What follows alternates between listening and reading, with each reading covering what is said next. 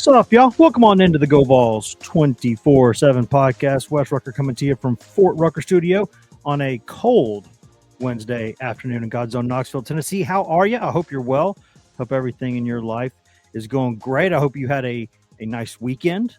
Tennessee got the win that it needed to all but secure a spot in the college football playoff. So I imagine you're feeling pretty good on that front. Maybe not as when the bracket came out, and it looks like Tennessee more than likely will be on the road. Not nailed down exactly yet, but it's kind of looking that way. We'll have more on that in the second segment where we'll talk a little bit more about the college football playoff, and we'll have Patrick Brown on for that segment. But before that, we're going to go over that home daycare center to get to the one and the only Ryan Callahan, because it is National Signing Day, or at least the beginning of the early signing period. I'm still trying to work on the nomenclature in this era, like what the nom de guerre for some of this stuff is. But I guess what we're calling it signing day. Is that what we're doing?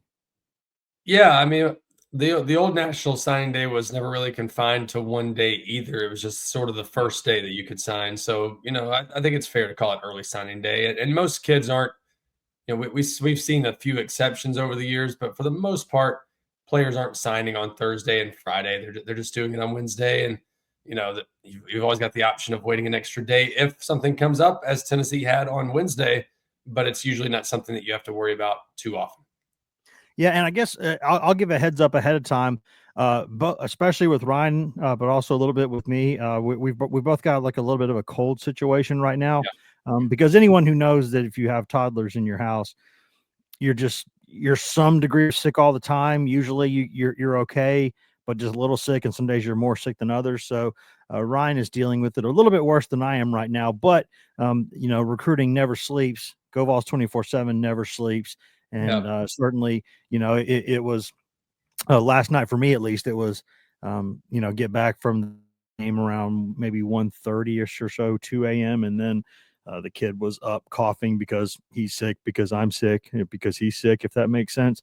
And so he was up kind of hacking away and didn't get to bed maybe until about 4 o'clock. And then it was like 7 or whatever up for signing day. And just another day, right? Here we are. It's a busy, busy time. And for Tennessee, Ryan, I don't think you would call it the most eventful day. I mean, it's never straight up. Like, it never goes exactly the way you think it's going to go. There's always a couple of little there. One 5-star turn that Tennessee's kind of hoping isn't a turn. It's just kind of a delay. Obviously, we'll talk about David Sanders here in a second. But for the most part, I mean, Tennessee flips a couple, has a couple flip from it. Standard fare, I'm guessing. Yeah, I mean, well, it's more eventful than some recent signing days that have been. We've seen some in recent years where it's kind of been just status quo. You already just about knew everybody that was going to sign on that day. Not as many kids waiting to the last minute to announce. So this year, we've seen a little bit of a shift with NIL. We're still sort of new in this era, and a couple years ago, last year even, what we were seeing was that NIL led to fewer flips, I think. And now we're seeing what can happen when some motivated programs, Florida being a great example, come in and decide we've got to make something happen. They decide to keep Billy Napier. They finish the season strong, and they're being aggressive on the NIL front, and they're flipping players away from some pretty good programs, including Tennessee, landing 4-star safety Laganza Hayward, and then we'll see what happens with Onis Konambani, who has yet to sign. So things like that have led to more flips. And just in general, more flips seem to have happened for Tennessee in particular in this class. Even going back to August, they flipped Jaden Harmon, that they flipped DeJuan Morris, they flipped Brendan Ains from Wisconsin. There was just more recruiting of players committed to other schools. They worked on Isaiah Campbell for a while, one of multiple teams that maybe at least contributed to his decision to back off the Clemson commitment, and ultimately he ends up at Tennessee. The big addition on signing day for the Vols. So just a lot more of that. And so it was a little more eventful, but not any huge surprises really outside of David Sanders to this point not having signed. Yeah, that is an interesting situation when you talk about that Florida deal, because I think that was the first time that we saw specifically a program kind of reach a fork in the road moment And someone had the idea that I think a lot of other people are going to do at some point in the future, which is to say, hey, a buyout of this guy and his staff is going to cost X amount of $1 million. And then you still got to do the NIL stuff and everything else to get things going. Or you could just dump all this money into NIL now and think that that's going to be enough to get this coach and the staff going. And you could argue that's the better business decision to make. I mean, we'll see. I think a lot of people are probably hopeful that the way Napier's been coaching lately, the way they've gotten that thing turned around, you got a young quarterback. We'll see. It might end up being smart, or it might end up being a deal where you're just kicking this down the can and making this more expensive and it doesn't work. But it's an interesting decision, and I think it adds a little bit more into what is an already interesting era with NIL stuff, because I don't know. This is leading me directly into the David Sanders question, Ryan, which is what exactly is going on there, and is this just kind of one of these deals where a 5-star prospect in this era knows exactly how much he could be worth and he's making sure he gets it, or is there something else here? It's more complicated than that. I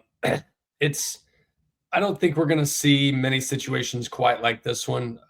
It's hard for me I've done my best to discuss it in as much detail as I can, while being respectful of the details about this that frankly might never come out for multiple reasons. So we'll see. We'll see what we hear about this once it's all kind of ironed out. But I'm guessing we're not going to hear a lot even after it's done. But this is sort of the messy part of these sorts of business deals when NIL and things like that are involved and where players are going. I don't think David Sanders is having any second thoughts really about Tennessee. I think a lot of this has been leveraging the situation for something that, is maybe written a certain way or not written a certain way, language in a contract, that kind of thing. So are there things that clearly David Sanders and his representatives, his family, wanting to see? Clearly, they've been still working on something. Is this a sign that David Sanders is not likely to end up at Tennessee? I don't think so. I'm definitely not ready to say that. I think it's at least a concern that David Sanders, to this point, did not sign on Wednesday. That's not something the Vols were anticipating when they started early signing day. So I think there is a little bit of frustration there. I think they thought they had this situation just about ironed out, ready to put it to bed, move on. And then it's turned out to be a little more of an issue than they thought it would be, and to the point that he's, delaying his signing, at least for now. So, don't know where this is headed. Don't know how long this is going to play out. We'll, by the time this podcast is published, we might know more. We might not know more until tomorrow. We'll just have to wait and see. It's a fast moving situation in some ways, or could be, but it also is one that doesn't have to have a definite end to tomorrow or Friday, because national letters of intent aren't a thing. David Sanders could theoretically just show up the first day of classes at Tennessee or the first day of bowl practice, whatever, and still do everything that he's doing by signing. So there doesn't have to be a firm line in the sand of when he has to have a decision made. He can do it however he wants. He's got multiple options even for when he can enroll. He doesn't have to participate in bowl practices. He could come in January. So however much of an issue they want to make of this, whatever the issue is, they can make it. And I don't think they envision this being a long, drawn-out thing, but I can't rule out anything at this point. So it's interesting it's gotten to this point. It's interesting he didn't visit Ohio State over the weekend for the second consecutive weekend, but that still here we are, and things haven't been put to bed just yet. So it's a weird deal. It's something that Tennessee's concerned about a little bit, but at the same time, I don't think fans should be assuming, oh no, David Sanders doesn't want to be here. This is a mess from the start. It's nothing like that. This is just one of those things that's bound to happen when you have a high profile prospect with obviously some potentially big money at stake, and how things are handled is important. And I don't think they're necessarily wringing out every dollar they can get from this deal, just wanting things done a certain way. Well, I mean, I think if it's basically, this is not the NFL, but it's close to that in some ways. And you look at the positions that are worth the most money and the highest draft picks, and you're talking what, quarterbacks, edge rushers, and offensive tackles. I mean, that's basically what, maybe a few little, if a player's good enough, it could be more money somewhere else. But I think you're looking at someone who, if you're playing ball in this NIL era and everybody's playing by the same rules, then you're a 5-star offensive tackle. You've got leverage. And, that people don't like to hear about this part of it, but I mean, there's also deals where kids are committed to places for months and then school pulls their offer or something. I mean, it goes both ways in the business. And I think it's just, we don't like to think of college athletics in this way, but I think we're just going to kind of have to now. I don't know of another way to put it other than it's a market and this is what it is now. It is. And, it's been going this way for a couple of years. And in some ways, some players and their agents and everyone else involved is still learning sort of the different levers they can pull to make things happen. And so this is one of them.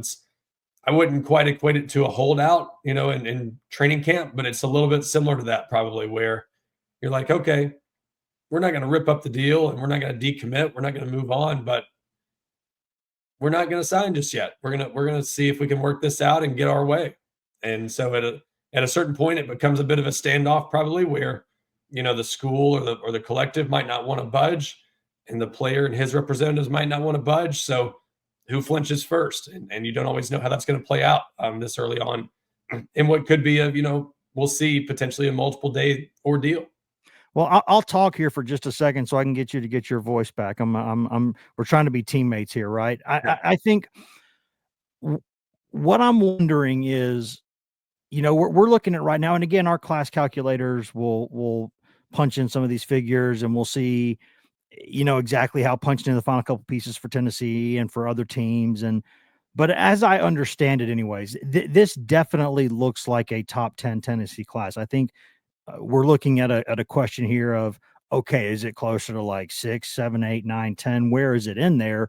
But it is a top 10 class is what it looks like. And, for all the success that Heupel's had at Tennessee, I don't think on paper he's had a class as strong as this one. And he and his staff have been able to put together good rosters through the portal and through developing guys and through having good finds and having good systems and all the other stuff that you need to do.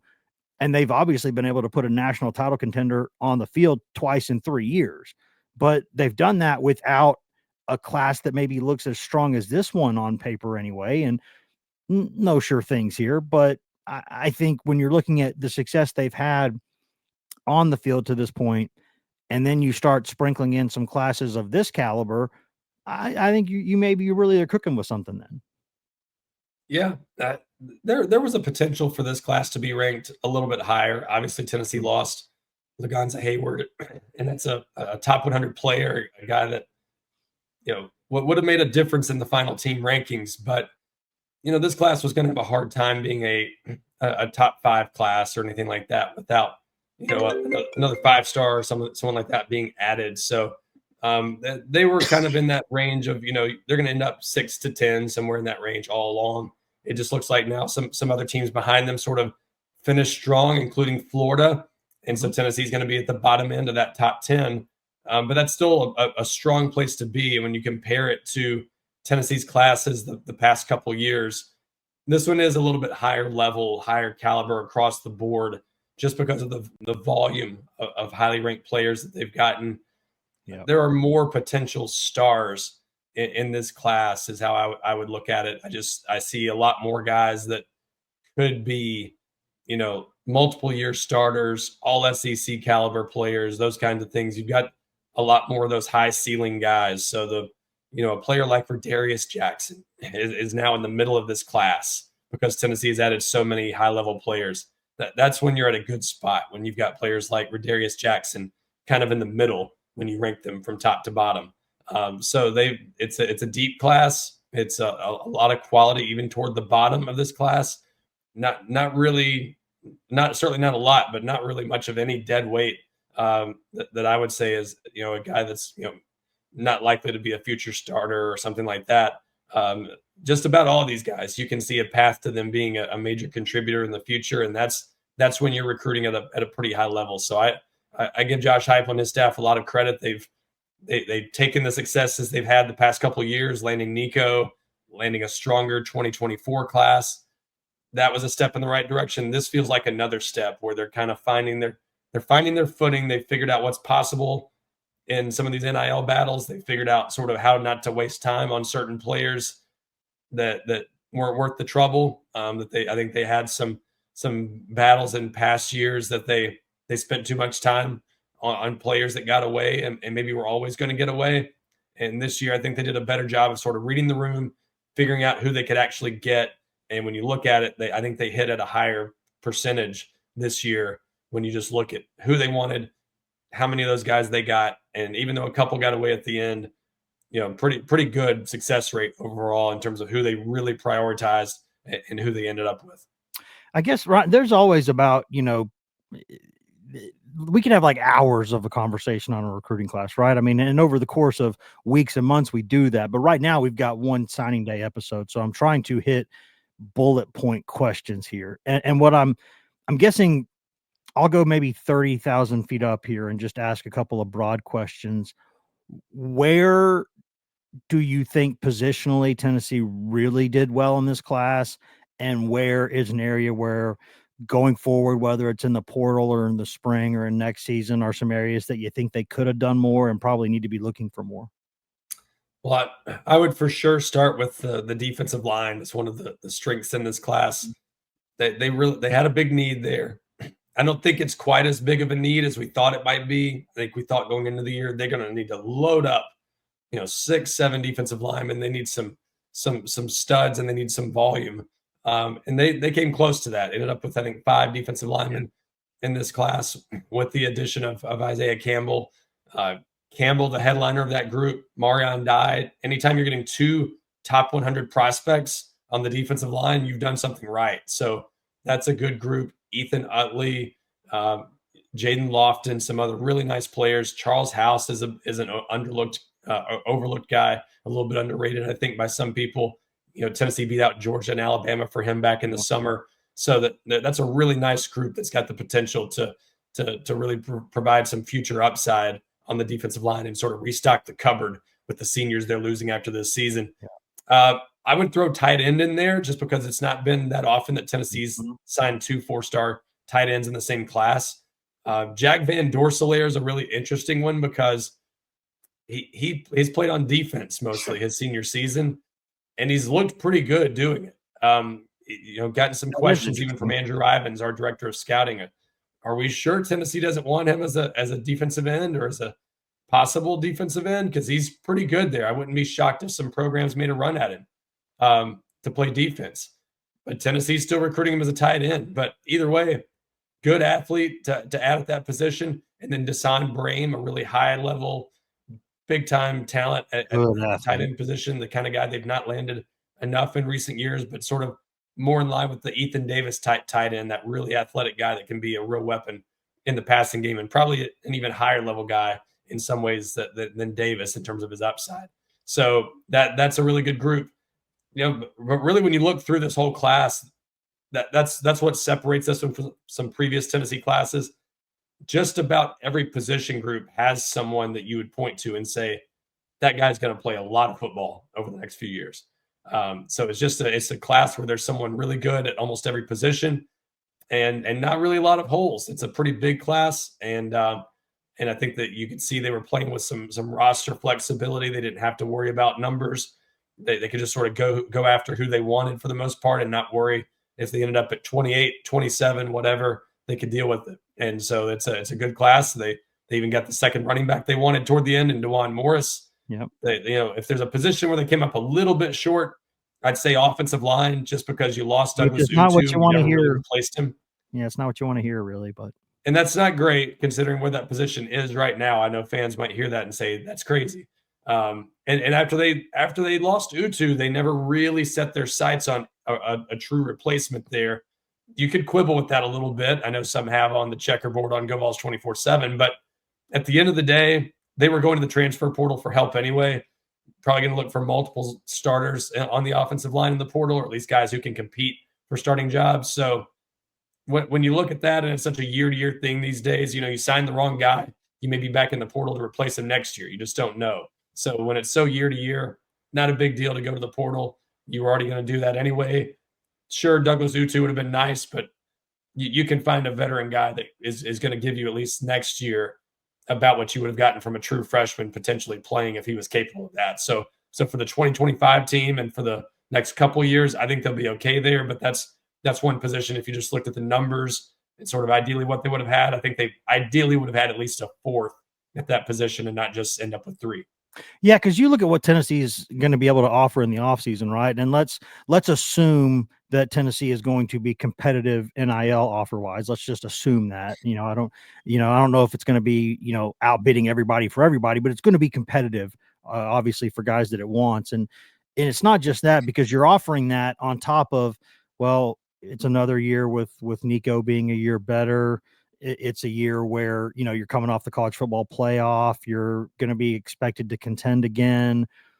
You've put some offensive linemen in the league recently. Like you're offering a pretty good package there overall. So I think they should be competitive O-line wise in the portal, but I'll say it every year. O-line portal guys are not cheap. They are not cheap because everybody wants them. And I'm not good with economics. Like I'm not very good at it, but I know vaguely what a supply and demand kind of curve looks like. And there's a lot more spots available than good offensive linemen around the country. So that means that's going to be that's going to come at a premium. It just is. And so we'll kind of see how things shake out there. Is there anything else, Ryan, in terms of just in the next couple of days, anything that needs to be out there on the radar? And I know this could change from the time that we record this until the time it hits the air. Like that's the annoying thing about recruiting podcasts, is that they could be so old so soon. But as things stand now, when we're recording this, anything to be on the lookout for the next couple of days? Well, for the most part, the big thing is going to be David Sanders. There's for most schools, there won't be too much to watch beyond early signing day. Sanders, again, we don't know exactly how they're going to play out that situation. Is it going to be a day or two? Could it go beyond this week? His coach had mentioned earlier in the day on Wednesday that there was, some sort of interest in signing with teammates next week. So could it be something where this plays out into next week? Who knows? All that could be on the table. But the next couple of days, I think we'll at least have some clarity on where that's headed with David Sanders. It could be finished up by tonight. Anything could happen in that one at this point. But for the most part, I think we'll at least get a better idea of sort of where that one's going by hopefully tomorrow. But we just don't know. Anything's on the table. So that's the main thing. And then we'll see, does anything change with I guess as of this recording, Jaden Perlotti is the guy who has yet to announce his decision. So tonight, I think around 6:30 Eastern time, we should have some clarity on Jaden Perlotti, the 4-star USC linebacker commitment, longtime Tennessee target out of Buford High School in the Atlanta area. And that's one that's shaping up pretty well for Tennessee as of this recording. So we'll see if anything changes there late. USC has been fighting to hold on to him. They've had at least 7 decommitments since November 13. USC's lost a lot. So they've been motivated to try to keep guys like Perlotti and some others. He's been to LA a couple times in the last 3 weeks. So the Trojans have worked hard to try to keep him in their class. But down the stretch, it's gone pretty well for Tennessee, and there's reason to think the balls ultimately went out in that one. So we'll see what happens with him tonight. And then, beyond that, it's kind of mostly David Sanders' watch. And, maybe we'll see what happens with Onis Konanbanny as well, since he has yet to sign. Yeah, wouldn't complain at all with Tennessee getting another really good linebacker prospect. I think that's one area where when you watch Tennessee this season, you still think, there's another level there. Like whether it's development from the current guys or whether it's, just those guys getting older or whether it's adding even more athletes into the mix. I just think that's when you look at Tennessee's defense and really the whole team, you still look at that as a position where I think they could get a little better. Yeah, that's quietly one of the if Tennessee gets Prelati, that's quietly one of the nicer position groups in this Mhm. class. Jaden Harmon, I think, has the potential to be really good. He's to me kind of the headliner of that class.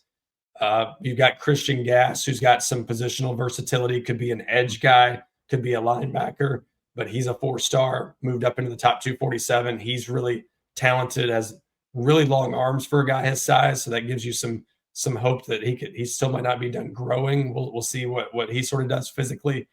And then yeah, throw Perlotti in there maybe, and then on top of that, Brendan Ains, who was a nice flip from Wisconsin. That's a pretty strong group at the linebacker position. They've not really loaded up numbers wise there much lately, so to be able to to bring in some fresh blood and have it be guys that could be future starters there, that's a big deal. So I think they've recruited at a higher level at that position, and they've done it by flipping guys. Flip Jaden Harmon from Alabama, flip Brendan Ains from Wisconsin, and potentially flipping Jaden Perlotti, a former Georgia commitment also, but flipping him from USC if they land him. So those are three really nice recruiting wins if they get Perlotti. I think people have to be pretty impressed with William Inge. I don't think he's the only reason Tennessee's done well at recruiting that position, but you got to give him credit for in year one, finding a way to go toe-to-toe with some heavy hitters in the SEC and outside the conference and winning, and especially in the state of Georgia, where there's always so much talent to go down there and get some of those guys. They've not been able to do that much in recent years. So give William Inge and that staff a lot of credit. Yeah, Gass is one of those exciting guys who we've seen, like Georgia this season has a guy who does that. Bama's had some guys who do that, who move kind of inside and outside depending on the package. And Tennessee's, for different reasons, not done that, but like those kind of guys can be so valuable that depending on the matchup or if certain guys are hurt or where things are, they could seamlessly kind of move from inside backer to edge. And that's, those guys are kind of exciting. And I think it'd be nice for Tennessee to have a component like that in the defense. So that would be a nice addition for Tennessee. And I think overall, Ryan, it's a pretty good day, right? I mean, you never go into this thing and nothing ever goes like you don't go 1,000 on these things. Like even in the last day, like you look at what would be a perfect scenario, and that never really happens that way. Maybe once a decade or so, but most of the time it's like a combination of some wins and losses down the stretch. And I think if you're Tennessee overall, this might not be exactly everything you wanted the class to be, but I think it's a really good class. Looks like it. Yeah. If you just look at what happened on early signing day, you got a top 50 player nationally on the defensive line in Isaiah Campbell. That's a huge win in a year, any situation. To be able to pull that off late after a decommitment from Clemson back in October, that's just a massive win. And it's amazing that it came without a ton of competition. North Carolina was the main competition. They fired Mac Brown last week. You kind of coasted to the finish line in that one. You didn't really have to worry about North Carolina without a head coach being a serious threat. So you don't often get a player of Isaiah Campbell's caliber without just a tooth and nail fight. It was that for a minute, but then it eased up down the stretch, and Tennessee was able to get that one done with a little, relative ease for what you normally have to do to get a player like that. So that's a really nice win. And I know there were a couple losses, potentially a couple in the secondary. We'll see with Onis Conan where that one goes. Yeah. Probably not a bad thing for Tennessee that he didn't go ahead and sign Wednesday, because if he had it, very possibly would have been Florida. So this gives Tennessee maybe more time to get back in that one. We'll see where that one goes. But even if you lose him and Shady Hayward, that's not ideal for that secondary class. But give me the choice between a couple pretty good DBs and a really good defensive lineman, I'm taking the defensive lineman. That's just me. It's a line of scrimmage league. They're harder to find, harder to get. He's a really athletic player with good size. I think that's a big win. So Shady Hayward would have been nice for Tennessee, but at the end of the day, you can get by there in the transfer portal and whatever else you need to do to address the safety position. Those elite defensive linemen are just harder to find, harder to get, and it's a big deal for Tennessee to be able to go into North Carolina and get a player like that, to go into Georgia and get a player like Jaden Perlotti, a really nice pickup if they finish that one off. And Tim Merritt, a longtime top target, nice pickup to flip him from Miami. So still some wins there, And as long as they get David Sanders to the finish line, we will look back on this as a pretty good day for Tennessee overall. The Shady Hayward loss on Sunday, obviously a bit disappointing for the Vols. They thought they had that one mostly under control, and then he shows up at Florida for a visit, and things just kind of go sideways down the stretch. Those things will happen sometimes. That's a disappointment, but at the end of the day, what the total of what they will have accomplished down the stretch, as long as they ultimately sign David Sanders, will be a really nice finish overall. I think that's a really good place to end it, Ryan. I think we've gotten the maximum that we could have gotten out of your voice so far in this segment. So I don't want to push it any further than that or farther than that. I think that we might have reached the end of the rope there. But there will be tons more coverage, obviously, throughout the evening, throughout tomorrow, throughout the coming days. We'll see how long this thing with Sanders goes, and recruiting never stops anyway. I mean, people are going to be asking about 26s, now too. So, and the transfer portal officially opens Monday. So this is just the calm before the storm. These next few days, it's gonna feel like it's quieting down. It's really just going to be the start of craziness on the transfer portal. So you definitely want to stay tuned to GoVols247 as we start to figure out what Tennessee's 2025 roster is going to look like. That'll all be coming together pretty soon. And why in the hell would anyone want to be a college football coach? It baffles me. The money's nice, but that's you got to love it to do this stuff, because the way they're burning these guys from both ends of the candle 365 days a year, even more so than they used to, man. This is not a place for the faint of heart, really. This is it's a savage land out there these days. But that's where we're in the business of it, and the business is good. So from our end, thank you for making it so ridiculous for everybody. That gives us a lot of stuff to do. So Ryan, I appreciate it, man. I know you got to get some cough drops in there, and you got to get back to work. So we'll let you do that. And thanks for being here for the first segment. Appreciate it, Wes. Thanks everyone for enduring my voice. I will sound better the next time we talk. And we will be right back. We're going to go step away for a second, pay some bills, listen to products, services, in-house ads, etc. And then we'll come right back here and do a little team talk with Patrick Brown right here on the GoVols247 Podcast. #ad. Welcome back to the GoVols247 Podcast, brought to you by whatever products, services, and in-house ads you just heard a moment ago during that commercial break. Still Wes Rucker coming to you from Fort Rucker Studio, now joined by Patrick Brown from an undisclosed location to talk a little Tennessee football team news, doing a little team news now because there's this little thing called the college football playoff that it looks almost certain now Tennessee will be in. The question now is Tennessee going on the road, which is more likely, probably, or is Tennessee hosting, which is not as likely, but you could say still feasible. We'll have a lot to discuss about that. But before we do that, just a quick request from our end. Please go in there, take a minute out of your day, rate, review, and subscribe to this podcast. Helps us out tremendously. There's a reason why we mention it coming out of the break every single episode, and that is because it helps us out tremendously. You can get us everywhere you can cast the Find Pod. You can find this podcast, and now you can also get the video versions right there on Facebook and on YouTube at our Facebook and YouTube pages. And we're happy to do all that for free. We'd like to keep doing it for free. But if we're going to keep doing it for free, it's going to help us quite a bit if y'all would go rate, review, and subscribe and leave fresh reviews. Those always help the most. And please tell all your friends too. I love every week hearing the random ways that people have found this podcast. It is tremendous. I love when people come up to me and talk about those things in person at games and stuff. I like it when people send letters, not like no one actually sends letters anymore. I mean, more like electronic letters, emails, messages, things of that sort, social media messages, all that. But please keep doing all that stuff. And if you're already doing all that stuff, thank you. We love you. And if not, I award you no points, and may God have mercy on your soul.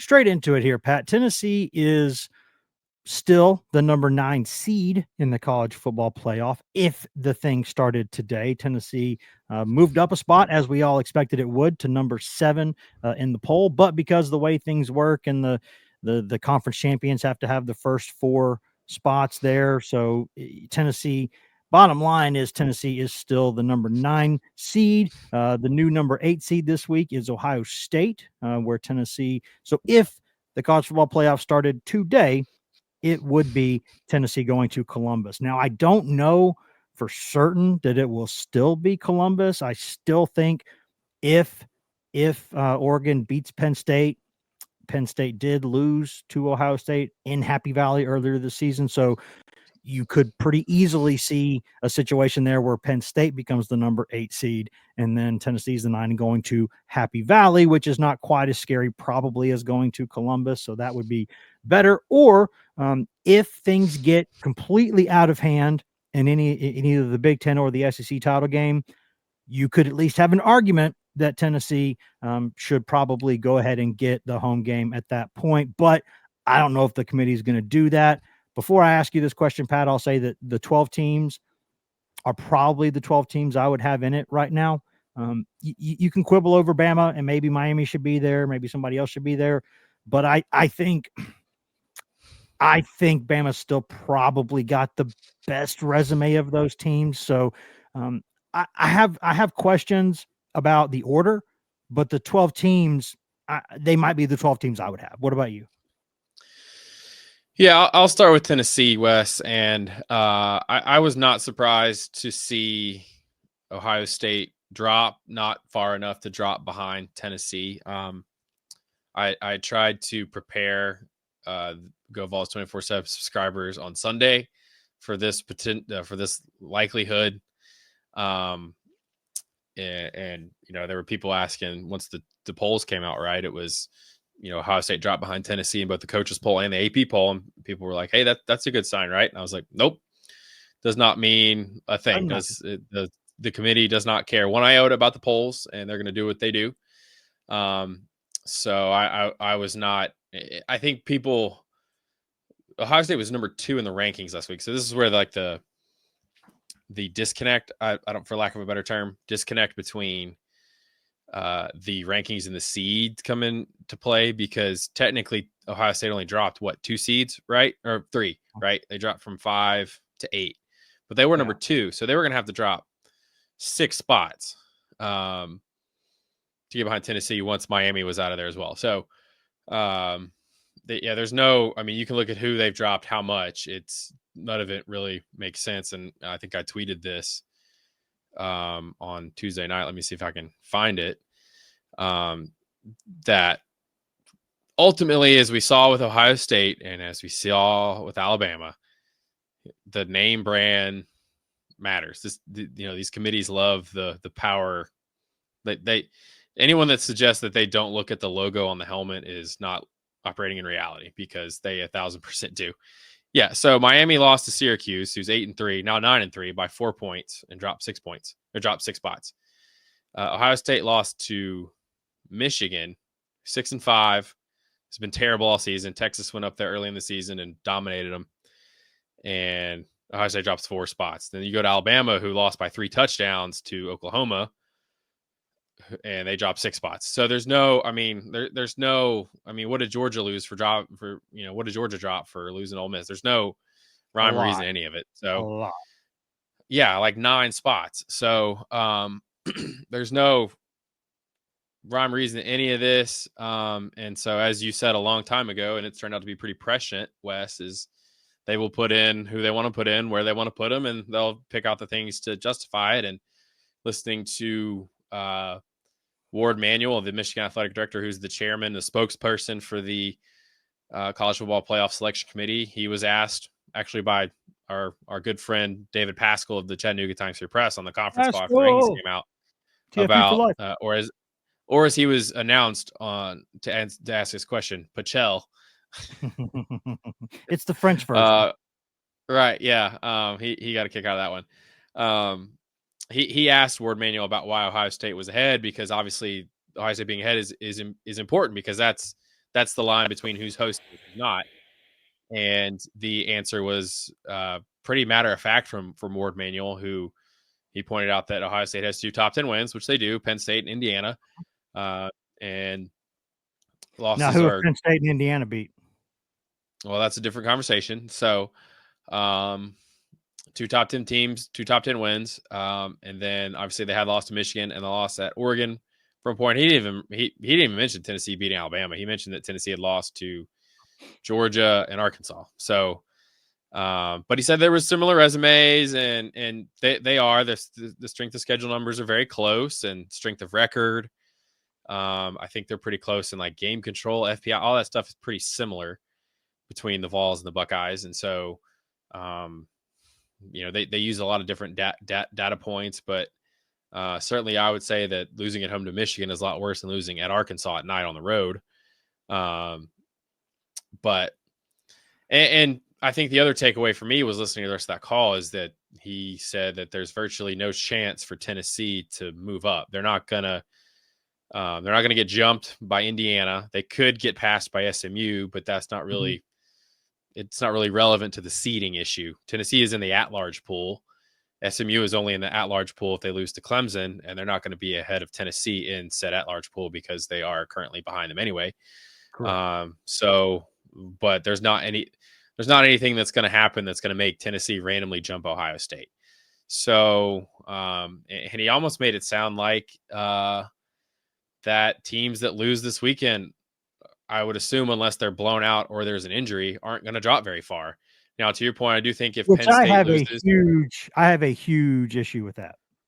So, I mean, yeah. So we touched on why Tennessee is behind Ohio State. So let's revisit and talk about some of the potential ways. How does Tennessee improve its seed? Obviously, they don't play. Josh Heupel pointed that out today. They don't play, but there's still a lot of football to be played. So the only things that can really impact Tennessee are what happens in the SEC and Big Ten championship games. Even the ACC doesn't really matter because it's not ACC and Big Ten championship games don't really impact Tennessee. What happens with Boise State, not really a factor at this point for Tennessee because Tennessee's only worried about the at-large pool, which currently is going to consist of themselves, Notre Dame, Ohio State, the two losers of the championship games, Indiana, who's behind them, and then I guess one more team, whether it be SMU or Alabama. Excuse me. So what if Penn State loses to Oregon? Are they going to drop? How far are they going to drop? Penn State is 3 this week, so they would have to drop 5 spots. They would have to be pretty bad by the number 1 team in the country. If that game is even remotely competitive, Wes, I don't think they're going to get dropped behind Tennessee. Now they could get dropped behind Ohio State because they had to come into effect there. It's not beat anybody. It's true. And now Penn State would have the same number of losses as Tennessee, correct?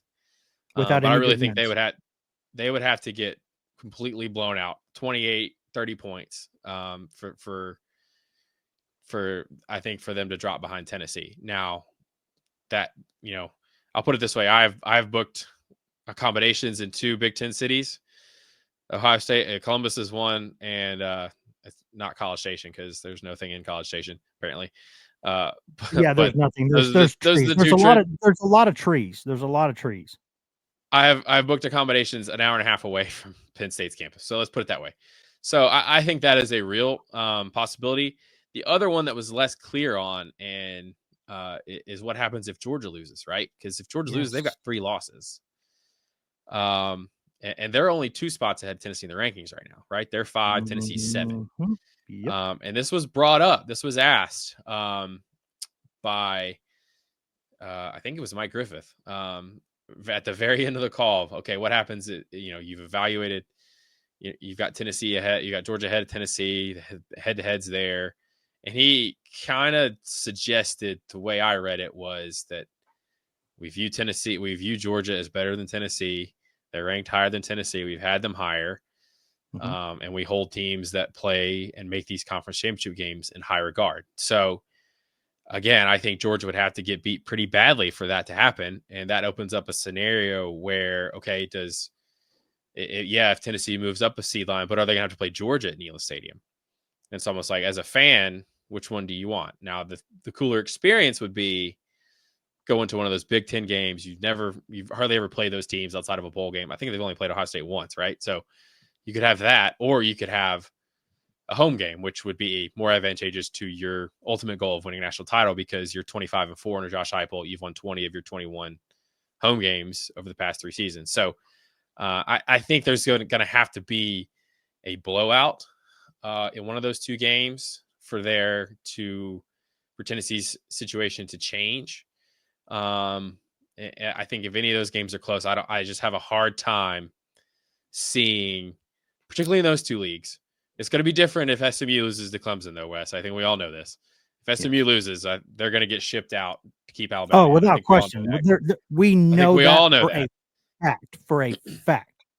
The only way is if they lose on like a last-second field goal and they treat SMU like they treated TCU a couple years ago, where they're like, okay, we can't knock them out for this. That would be the only way. But what will be inconsistent for this inconsistent bunch is that if SMU loses, they will get shipped out enough spots to be out of the field, while Clemson will take the top 4 spot. Whereas Penn State and Georgia may not drop very much at all. And another scenario I do want to point out is that currently, if you're in the 8-9 game and Oregon stays number 1, if you won that first round game, you get to play in the Rose Bowl, which I think a lot of people would say is pretty cool for Tennessee. But if Oregon were to lose that game and Texas beats Georgia, is there a chance Texas is the number 1 seed? In which case, if you're still in the 8-9 game, you probably would end up going to the Sugar Bowl for a little SEC matchup before that's not an SEC game. So yeah, there's a lot of things. I mean, I thought Josh Heupel had a great response on Wednesday. It's like anywhere, any place, anytime. If you're worried about who you're playing, where you're playing, all that, you're not focused on the right stuff anyway. And as he put it, you're just there for a cup of coffee. And so I love that response from him. Great little sign of his competitiveness there. And he's right. I mean, yeah, you'd rather play at home if you're Tennessee, right, Wes? I mean, as I mentioned, you're so good there. You're very hard to beat there. You're very skittish on the road, as we know. But I mean, do any of these? I mean, are you just like, we can't beat Ohio State? No, Ohio State's in complete disarray right now. I mean, that Michigan loss has done a number on that head coach, probably that team, and certainly the fan base. So, and then Penn State, when was the last time they won a big game at home? You know, I would joke that Tennessee should just devise some, if they end up playing Ohio State, they should just devise some maize and blue alternate uniforms. Mm-hmm. Smoky Gray's probably close to off, right? And then if you play at Penn State, you should just wear, you know, maybe work some silver in there, maybe a little bit of, you know, wash the orange a little bit so maybe it looks a bit more red, because Penn State can't beat Ohio State and Ohio State can't beat Michigan. So if they can't beat either of those teams, then what's to stop you from beating them? So, yeah, we'll just have to see how it plays out. There's obviously going to be a lot of discussion, but at this point, the only path I see to Tennessee getting a host spot is if Georgia just got completely run out of the stadium, or Penn State just gets completely blown out and they're like, you know what, you can't, like if they lost like 42-7, like, are you really going to give that team with no quality wins, as you keep pointing out? I mean, I guess they got Illinois. Illinois is a ranked win. Your guy Burt. Yeah. I mean, like if Penn State shows up and gets beat 42-7, can you really give that team no, you can't. You absolutely cannot. You cannot. But on that same token, though, you just had a team that just lost at home to Michigan. They scored 10 points, and you're going to give them a first round playoff game. I mean, it's a tough sell, but I mean, we should not be surprised at anything that this committee does, because they have been all over the place throughout this entire process this past month. Yeah, my thoughts on it, I would have done better off writing them down beforehand, so I make sure I don't miss any, because I have a few. But first off, I don't know how you can say going into a game that nothing in that game is really going to bother you that much, in terms of, like, if these were balanced schedules these leagues were playing, that would hold more water, but they didn't. There are not balanced schedules in these leagues. So I would imagine, I think a common, like a sensible rule here is that unless you have some kind of an injury, you can't be knocked out of the playoff if you were in it the week before and you play in your conference championship game. But you can move down however far down they want to move you. I think that's fair, because if you're having a game where it cannot hurt you, how can then the game be allowed to help you? If it can help you, it can hurt you. And if it can't, if it only hurts you or only helps you and doesn't hurt you, it's an exhibition game. It's nothing. Like a game is a game is a game.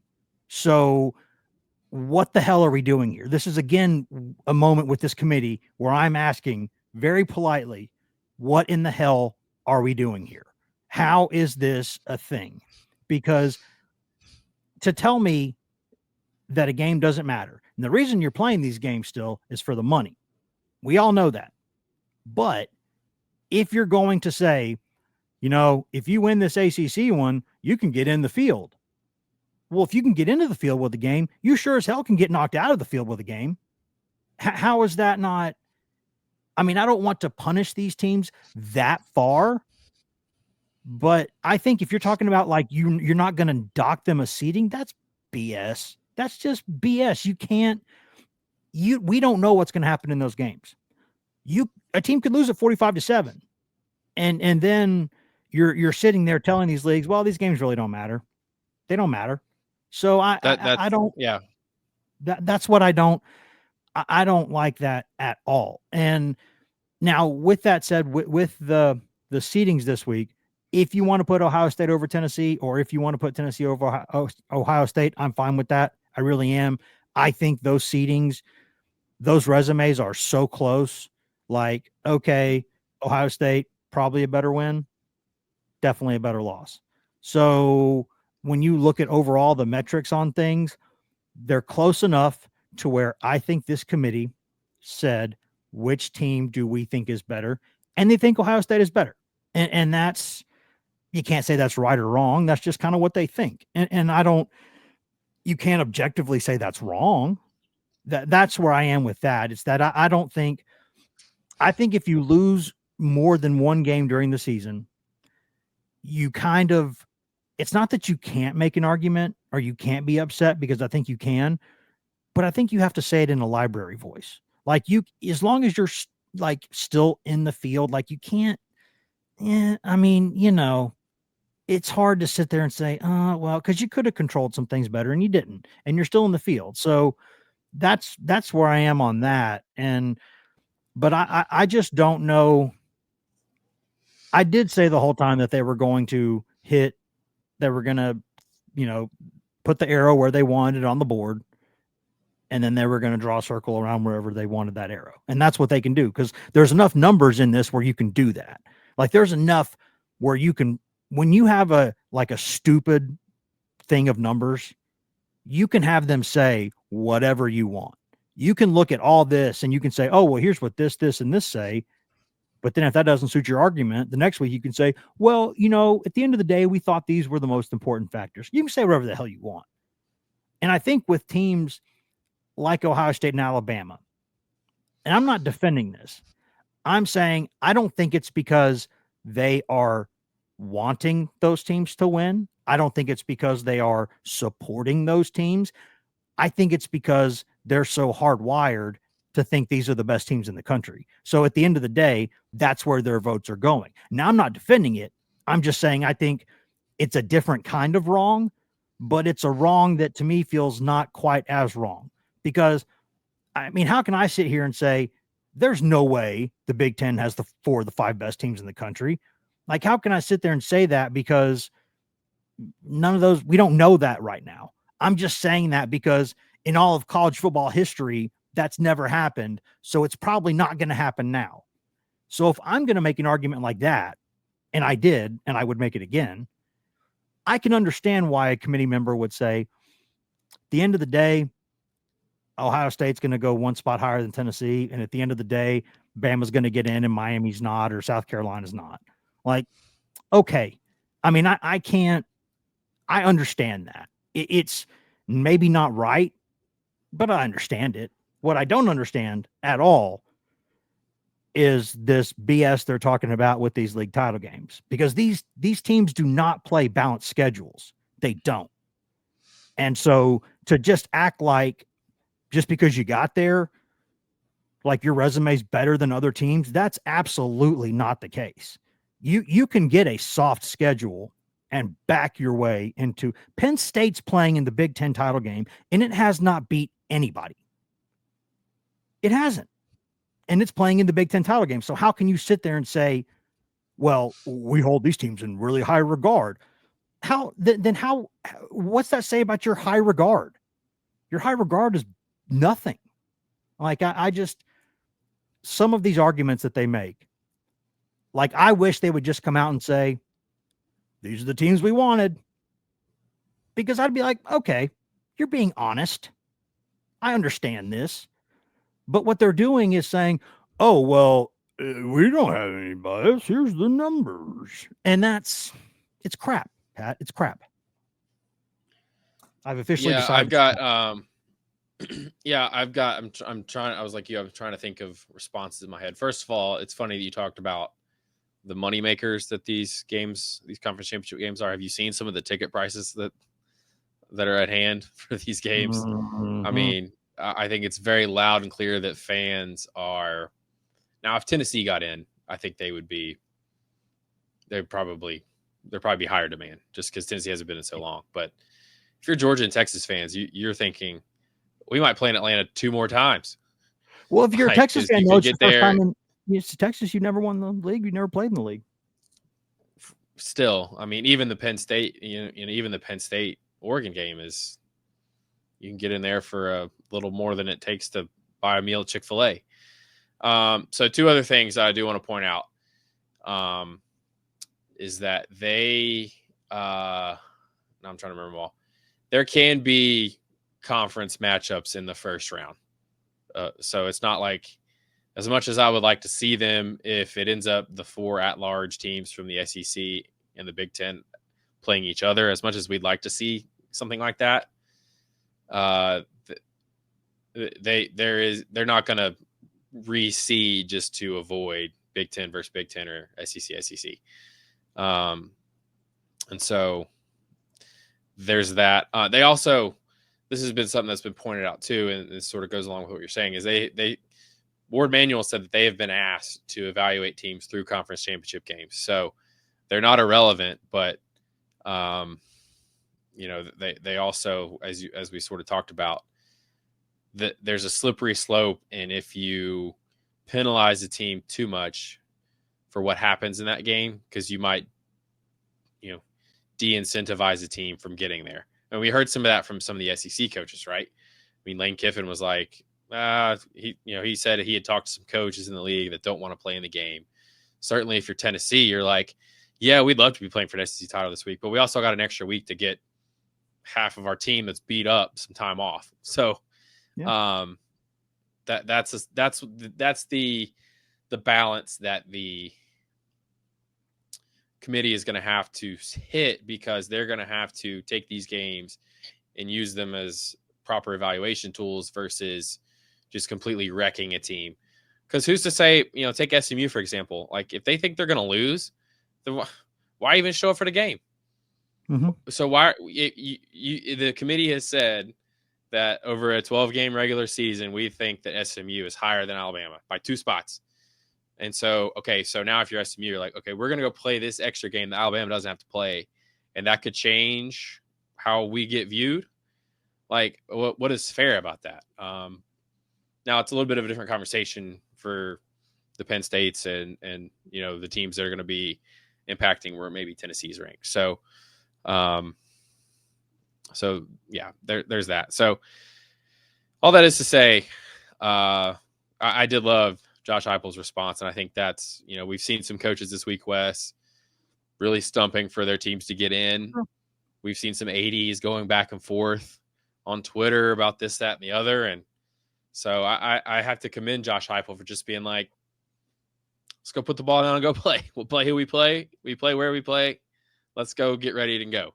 I think that it's very much okay, this is the new season. Everybody's 0-0. It's all out in front of us now. So Tennessee, they're thinking we're in. We got a chance. Let's focus on that in terms of instead of other things that we can and can't control. Because look, I mean, I'm sure Lane Kiffin and Shane Beamer and I guess Kalen DeBoer was doing some stuff too. Like, I'm sure they thought, hey, if I go out here and say this is why I should be in, I'm sure if Josh Heupel went on ESPN radio or whatever and said, hey, this is why Tennessee should be ahead of Ohio State. This is why Tennessee should be hosting. Here's our resume, blah, blah, blah. Is it going to matter? Like, is the committee going to just wake up one day and be like, you know what? That's right.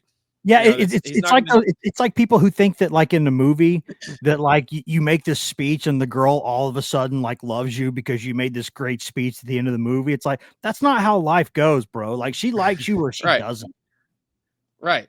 It's like it's not, you know, they're not. If Heupel had come out on Monday and like pounded the table for his team, hey, this is we should host. We're better than Ohio State. We didn't just lose to Michigan. Yada yada yada. Like if he had done that, it's not like the committee's going to wake up Tuesday morning and be like, hey, you know what? Josh is right. We're gonna flip that. That's just not. It's not going to do anything. So I think he was. Excuse me. I think he was sort of walking the walk with control what we can control. We can't, you know, Tennessee can't control. Josh Heupel can't control the rankings. So let's just not worry about it, and we'll go play whoever we get. We'll see where they're at the end of on Sunday, and then go from there.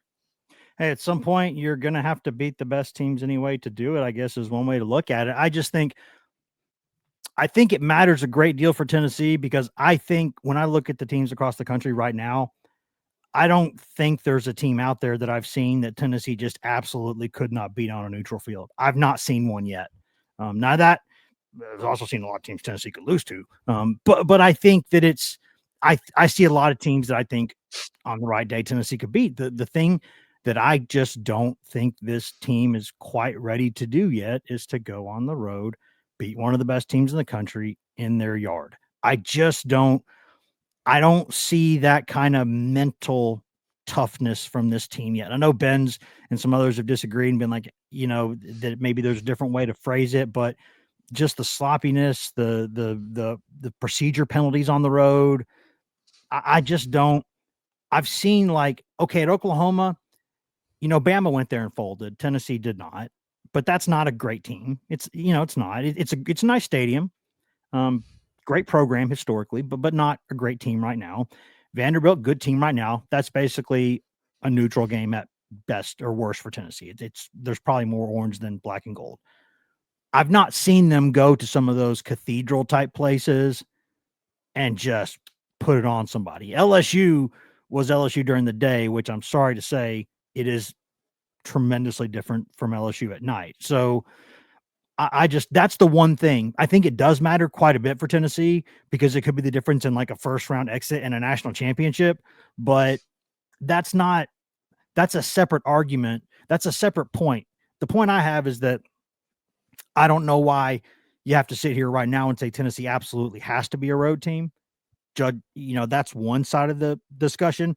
And then a separate discussion is, oh, by the way, if they are a road team going to Ohio State, they could win it, but Penn State, big game. They're not great. They don't call him Big Game James, right? So, I mean, you could, but not sure that I would put anything on it. So that's kind of, to me, they're two separate discussion points. Yeah, and yeah, I mean that's why you want Tennessee. For Tennessee, you want a home game because you've been really good at home, and you can get a shot in the arm from winning a playoff game and then carry it over into your neutral site games. The same could go if you go on the road. And I do want to wrap up because you asked me early about the 12 teams. Alabama should not be in the playoff. If there's a 3-loss SEC team that should be in, it should be Ole Miss. That's a better argument. That's a better argument than South Carolina, I think. Because if you're going to sit there and cite Alabama has 3 ranked wins, then you need to sit there and cite that Ole Miss beat Georgia by 18 points. They beat South Carolina on the road at South Carolina by 24 points. They have 2 losses that were 1-score games in tough places to play. I mean, LSU at night is a tough place to play. Mm-hmm. Florida, Tennessee knows for a fact it's a tough place to play. I just can't get over them they're going to give a team in that has a loss to Oklahoma by 3 touchdowns 2 weeks ago. I mean, Wes, we watched Tennessee play with its food against Oklahoma. I mean, they were up 16 points at half and put the thing in second gear and coasted at home. And it still was a 10-point game.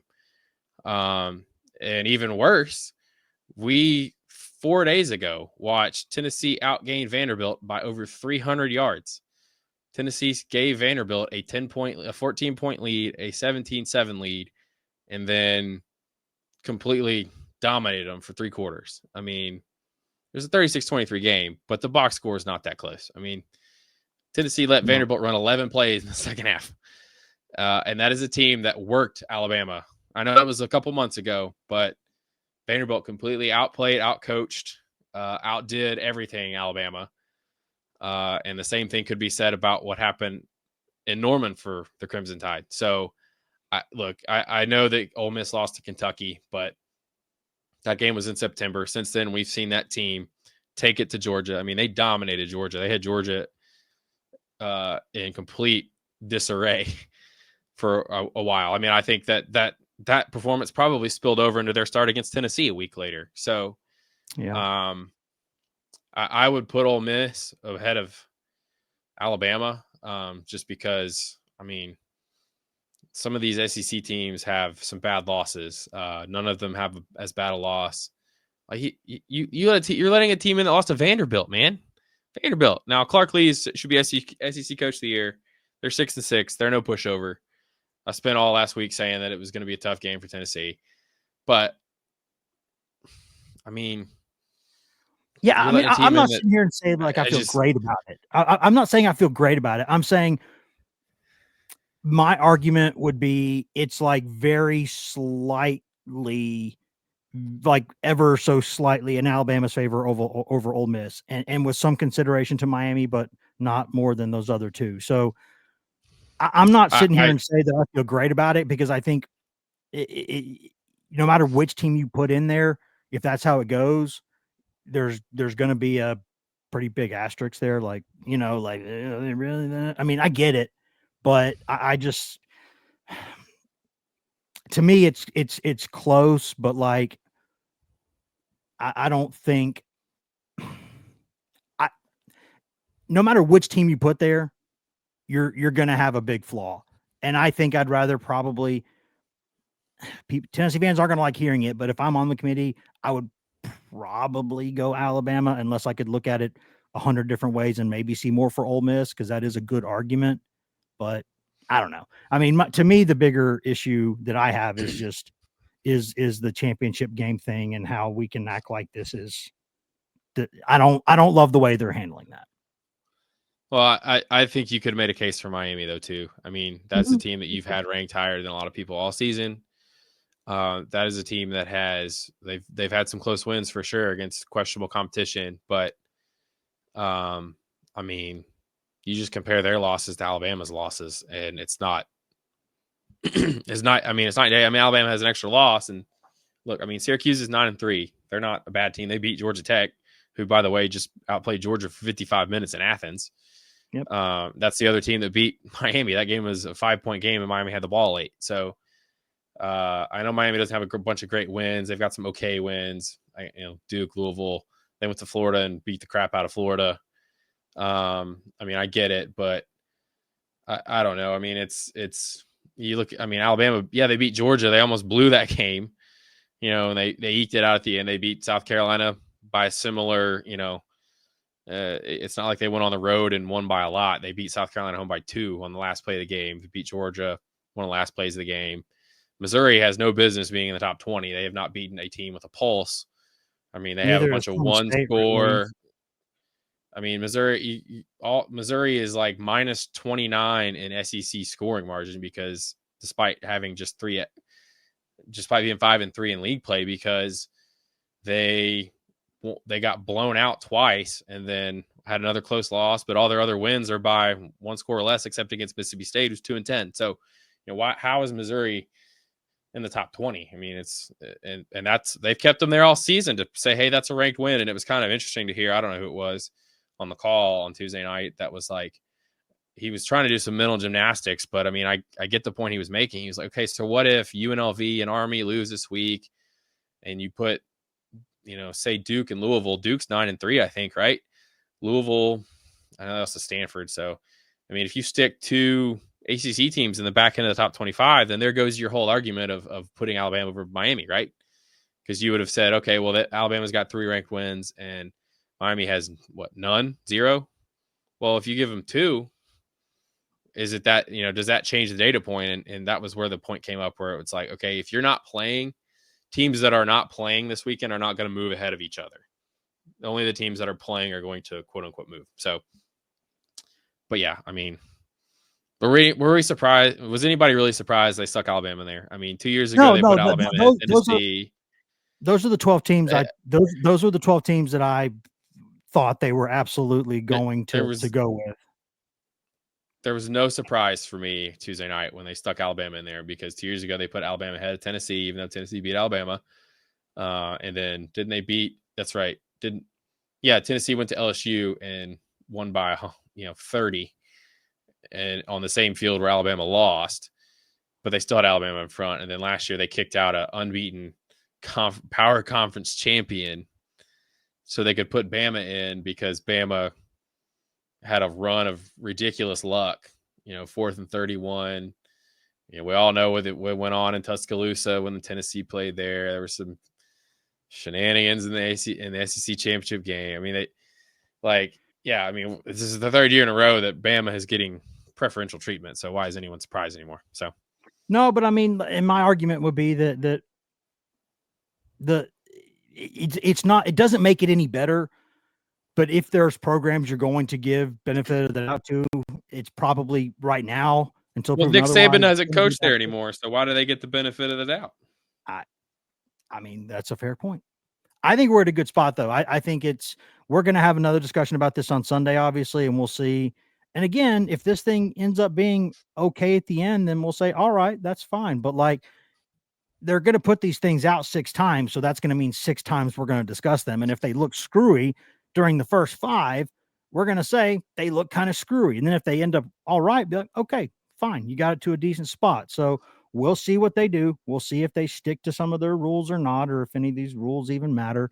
But regardless, Tennessee's in the thing, and Tennessee's going to have a chance to, play for a tournament where the winner gets the national championship. So that's a pretty neat thing that Tennessee has gotten this far. If you think of, 4, 5, 6 years ago, what Meek Mill used to say, you should dream of times like this.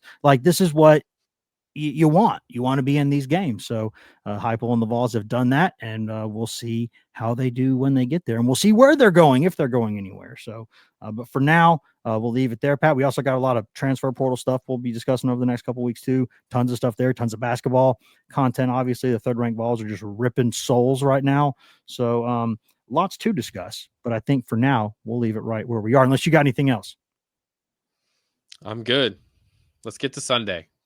There you go. Thanks for being here, Pat. Appreciate it, man. Thanks, Wes. Have a good one.